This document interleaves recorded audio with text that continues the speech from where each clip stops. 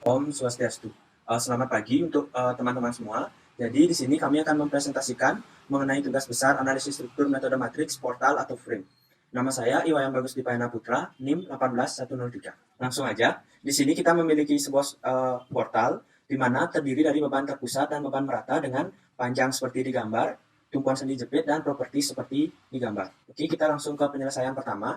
Jadi pertama-tama, portal di sini dibagi menjadi beberapa member. Di sini yang pertama adalah member AB, panjangnya 10 dan tetanya 90 derajat karena tegak lurus terhadap sumbu X koordinat global.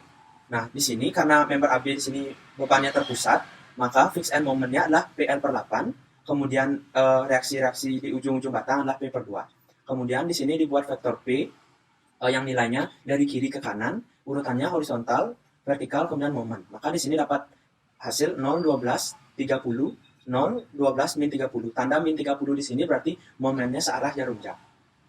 Kemudian didapat juga vektor matriks Q. Di sini nilainya seperti di gambar. Nah, setelah didapat maka dicari nilai vektor PAB dengan rumus Q dikali P. Maka didapatkan hasil seperti di gambar.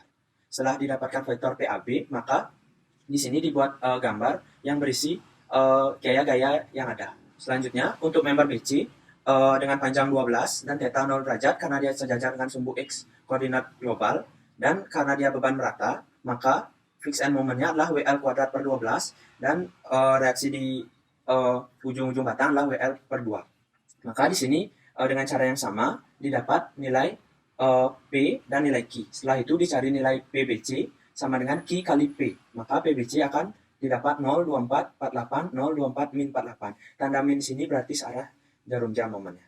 Kemudian gaya-gaya ini pun digabungkan baik dari member AB dan member BC.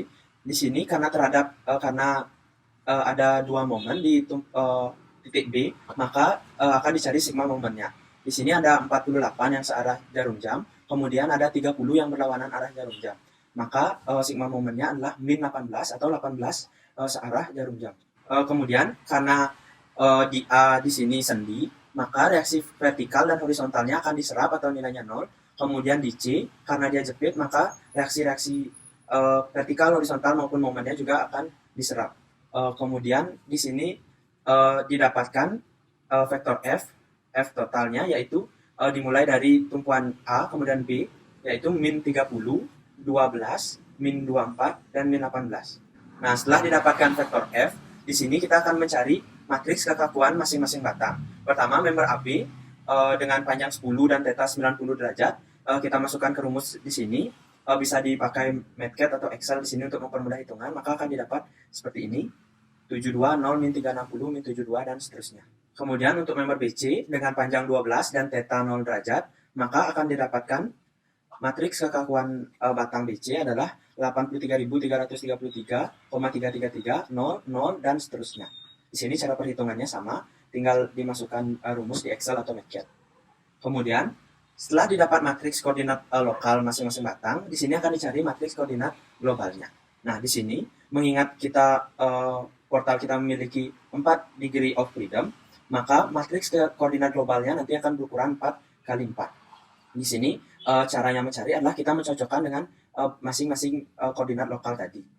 Contoh misalnya di sini K11 dari matriks koordinat global nilainya akan sama dengan K33 pada batang AB, kemudian K12 pada koordinat global akan sama nilainya dengan K34 batang AB, dan seterusnya. Kemudian jika dia terdapat di pertemuan batang AB dan BC, contohnya yaitu K22, maka nilai K22 di sini akan sama dengan K44 di AB ditambah J11 di BC. Jadi tinggal dicocokkan arah displacement di sini. Seperti yang kita lihat di sini, D2 di sini sama dengan K44 di AB sama dengan J11 di BC. Jadi dijumlah. Kemudian setelah dapat nilai matriks koordinat globalnya, maka dicari nilai displacement. Rumusnya yaitu F sama dengan K dikali D, maka displacement atau D sama dengan K inverse dikali F. Nah, di sini boleh dipakai inverse atau penyelesaian persamaan 4 variabel. Kemudian didapat displacement D1, D2, D3, dan D4 seperti di slide. Kemudian setelah dicari demikian, maka untuk masing-masing member sekarang kita cari juga displacementnya. Contoh untuk batang AB di sini dengan penomoran seperti di slide yaitu dari bawah ke atas, dari horizontal, vertikal, kemudian momen.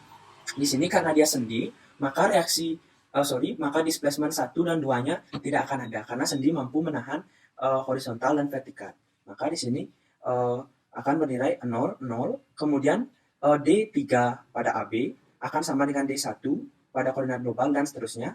Maka tinggal dicocokkan, didapatkan hasil displacement AB seperti di slide. Kemudian untuk batang BC, karena dia jepit di C, maka displacement 4, 5, dan 6 pada BC akan bernilai 0 karena di sini yang ada hanya reaksi dijepit.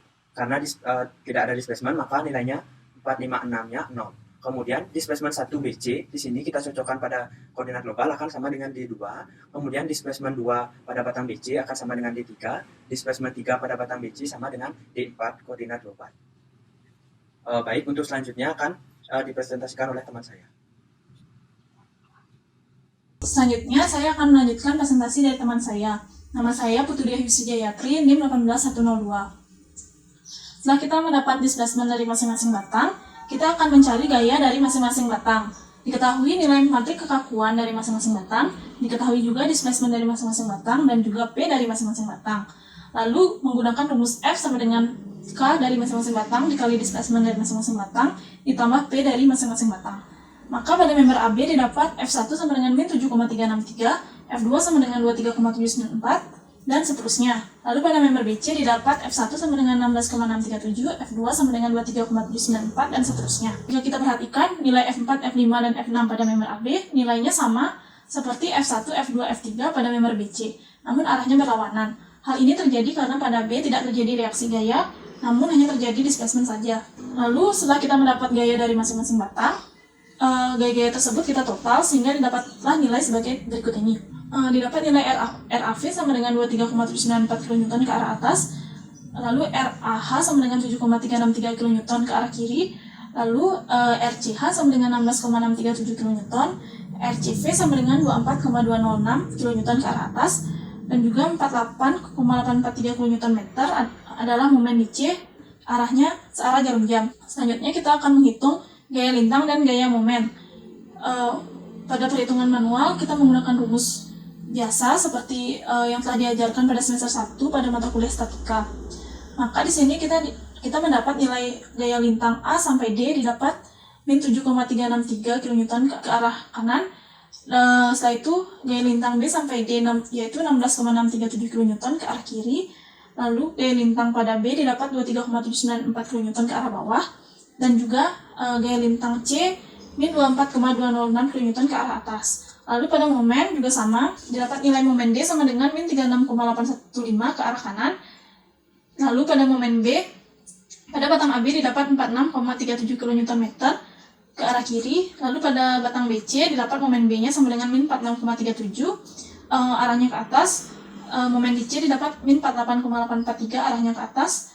Dan juga didapat momen maksimumnya sama dengan 24,399 kN ke arah bawah.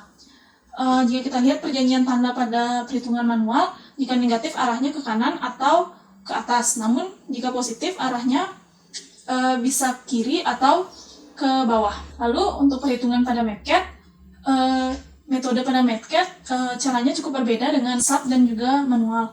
Karena pada MATCAD kita menggunakan konsep koordinat, sehingga untuk gaya lintang dan gaya momen pada portal kita bagi per batang. Jadi misalnya gaya lintang pada member AB kita tulis terlebih dahulu Y-nya sama dengan min 500 per 50, min 499 per 50 sampai dengan 0.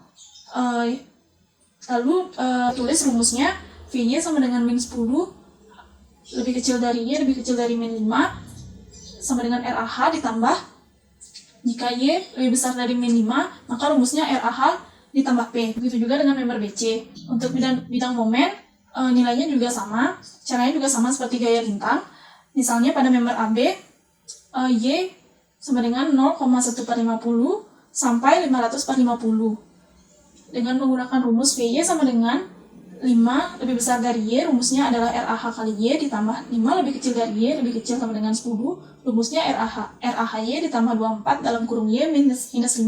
Maka didapatlah gambar sebagai berikut ini. Member BC pun cara perhitungannya juga sama. Selanjutnya pada perhitungan sub kita dapat selanjutnya reaksi peretakan. Untuk reaksi peretakan didapat nilai RAH sama dengan 7,38. Lalu nilai RAV sama dengan 23,77 ke arah atas. Lalu nilai RCH sama dengan 16,62. Lalu RCV sama dengan 24,23 ke arah atas, dan juga momen DC sama dengan 48,95. Selanjutnya gaya lintang pada perhitungan sub kita dapatkan nilainya.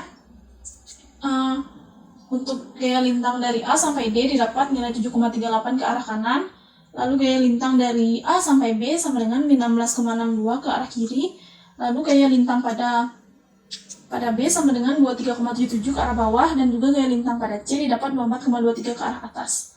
Selanjutnya momen pada portal didapat nilai momen pada D min 36,88 ke arah kanan. Lalu momen pada B pada member AB didapat 46,24 ke arah kiri. Lalu momen C didapat 48,95 ke arah atas. Momen B pada member BC didapat 46,24 arah atas. Dan juga momen max-nya didapat 24,40. Sekian presentasi dari saya. Selanjutnya akan dilanjutkan oleh teman saya. Saya Putu Nando Eti Permana. Saya akan menjelaskan mengenai kesimpulan dari ketiga metode yang kami dapatkan, yaitu pada metode manual, metode medcat, dan metode SAP 2000. Ketiganya didapat hasil yang relatif sama. Untuk perbandingan dapat dilihat pada tabel reaksi tumpuan berikut, yaitu pada reaksi manual medcat didapatkan hasil reaksi yang sama, berbeda sedikit dengan SAP 2000. Untuk reaksi RAV-nya pada manual medcat didapat 23,794 kN, sedangkan SAP 2000 23,77 kN. Untuk reaksi RH-nya pada manual medcat didapat 7,363, sedangkan SAP 2000 7,38 kN. Untuk reaksi RCV pada manual medcat didapat 24,206 kN, sedangkan untuk SAP 2000-nya 24,23 kN. Pada reaksi RCV untuk manual medcat didapat 24,206 kN, sedangkan pada SAP 2000 didapatkan 24,23 kN. Pada reaksi RCH untuk manual medcat didapatkan 16,637 kN, sedangkan pada SAP 2000 didapatkan 16,62 kN. Dan terakhir ada reaksi MC pada manual medcat didapatkan 48,843, sedangkan pada SAP 2000 didapatkan 48,95 kN. Selanjutnya ada presentasi hasil selisih jika menggunakan SAP 2000 sebagai acuannya.